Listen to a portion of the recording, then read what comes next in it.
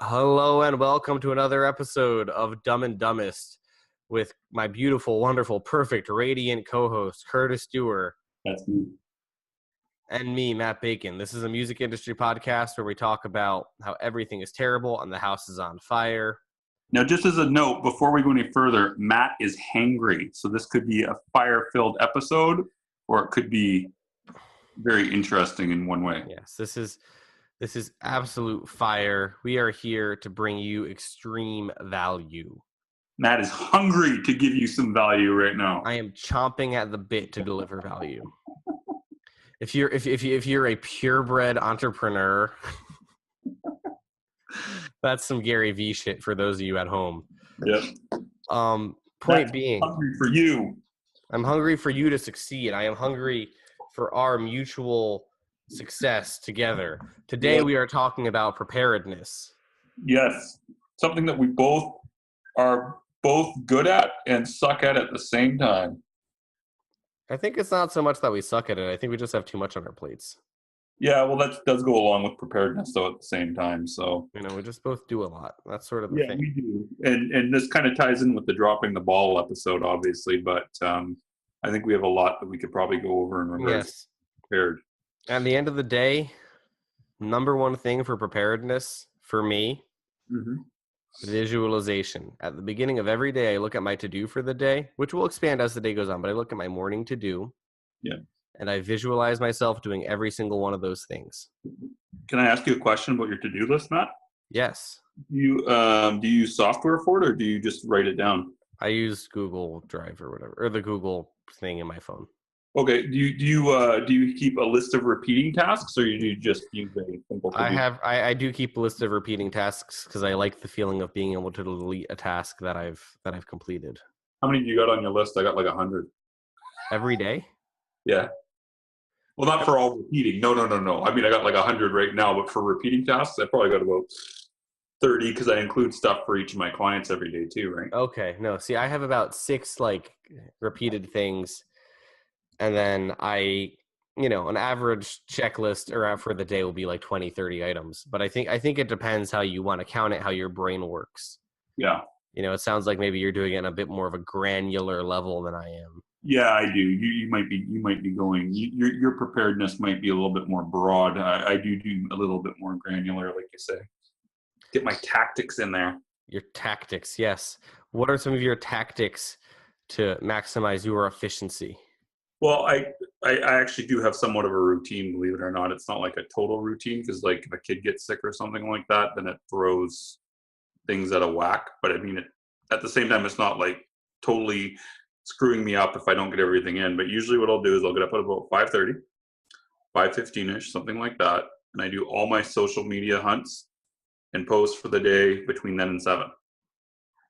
First thing, never fail. And if I'm not done by 7, that can throw me off for the rest of the day. But yeah, it can be good if I'm not done by 7 because that means that I have a lot of posts to make because I got a lot of coverage. So I ain't going to complain, right? And then what I do after that is I usually I do stuff for the rest of the morning. So I don't usually start working again until about 1. And then at that point, I start going down the checklist of everything I got, like press releases that I know that I got to do, any press kits I got to do, all that type of stuff. And then after that, then I got catching up on all my messages from social media. And then I got my emails after that. And then if I got all that done, I'm happy. And today I have not gotten all my emails done. My emails are now backlogged by 3 days. That's due to high volume. Yeah. I always try to make a point of grinding through my emails as they come in, just because if you get behind on your emails, shit gets bleak. I agree. Now, just to add to that, one thing though is that if I do see an email come in on my phone from someone that I know is important, that I think is going to be important, I do open that right away and answer that right away. So it's not like I'm totally 100% slacking. But if it's something from a client, like for example, they answered an interview, I might let that sit there for a few hours to a day or two or something like that, just because I know I can stall on that, right? Yeah, I always opt for a clean inbox policy. Yeah, you're a bit more organized on that than I am. I go for a clean social media inbox policy, which may or may not be right, but that's the way I focus. For some reason, I look at my social media messages as being more important than my email inbox, rightly or wrongly. In many ways they are, because I think that's where a lot of attention is dictated. Yeah. And I think that's very valuable. Yeah. To to kind of showcase to your potential buyers, the people who might be interested in what you're doing, et cetera, et cetera. It's a very valuable way to show, like, oh, we're doing something serious. We're we're driven. We're not just some more schmucks. We're going to fucking answer your bullshit right the fuck now. Yeah, like I always put those as priority. But at the same time, once I start working on my emails, then I ignore the social media messages for a couple hours unless I see a notification that looks important again, at which point I'll then email that right away, because I try not to get too multitask, because I know that could screw you up quite a bit. But if I see a message, for example, in my social media box from a band that, like, let's say their premiere just went up, right? What I'll do is, if I'm messaging them on social media about it, I'll send them the link and I'll do the press release right away instead of sitting on it. So that way that just gets it done and out of the way, right? So it's a bit of a weird way to prioritize things, but it works as a general rule for me. But sometimes I do miss stuff, but it's due to high volume though, right? Yeah, and that's sort of the thing, is that I think it's very hard to find people who are a mixture of high volume and high quality results. Mm-hmm. And I tend to do both of those. I mean, I'm not always perfect on either one of them, but as a general rule, I mean, I think I've had maybe one complaint in the past 2 years or whatever, so I must be doing okay with it, Yeah, this is true. Curtis Dewar must be doing okay. Must be. Anyway, All these testimonials, so toot.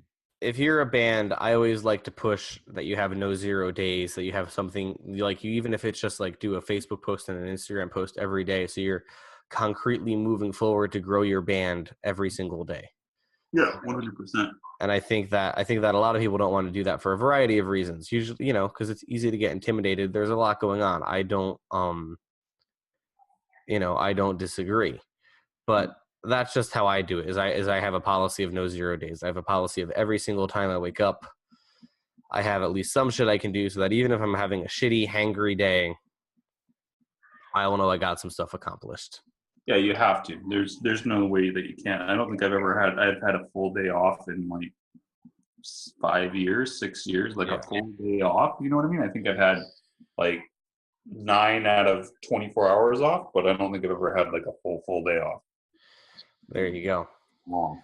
But I mean, you can, especially if you're like, I mean, you got to kind of look at your band as kind of like you're self-employed, So yeah, no 0 days policy has to apply to you, because that, like, if you don't make sales or if you don't get the stuff you need to get done, I mean, there's no one else to fall back on. It's just you, right? So yeah, it's your business. This is exactly it. Mm-hmm. Anyway, heading towards the end. Yeah. What do you have to plug, Mr. Dewar? Oh man, I got a lot of stuff that came out today. Let me see if I can think of it all, because it's late. And okay. So I had Tommy Concrete. He premiered a new video today at Indie Metal Vault. It's a fantastic video. He's a fantastic guy. He's kind of like Devin Townsend in a way, strapping young lad era. Kind of that zany type thing, but really, really, really good. I also had a premiere of a trailer, the new trailer for the new Owlmaker EP come out. And what else did I have today? I had a whole bunch of stuff. Dead Register, was that today or yesterday? That was today. That was today. Yesterday for you kids listening at home. That's right. And then I had Negative Wall, a video by Negative Wall, a really good doom band, kind of almost like borderline Alice in Chains style. Go up at Subterranean today, and I think that was everything I had today. If I'm missing something, I'm sure I'll remember it for tomorrow's podcast. There we go. Awesome. Tobacco Tobacco. I don't know if that's the right way you pronounce it. They did a video and it premiered, a remix video, and it premiered at Mosh Full Times. There we go. Cool. I have, busy as always. Dropout merch is going well. Right now, I'm going to continue this one-off offer. If you want a band bio, I'm giving you $25 off. It's only $50. And also, next week, Curtis and I will be doing a webinar. We don't even know on what yet or even how to do the webinar, but we'll figure it out as we go along. We know how to do the webinar. We have a script from Russell Brunson. No, well, I mean, the actual technical details we don't know yet, but I have to sign. Yeah, but we'll probably just get some stuff from Russell Brunson. I'm sure. Why don't we just read Russell's book and then claim that we did it? There you go. Boom. Thank you guys for listening to this very stupid podcast. Are we done yet?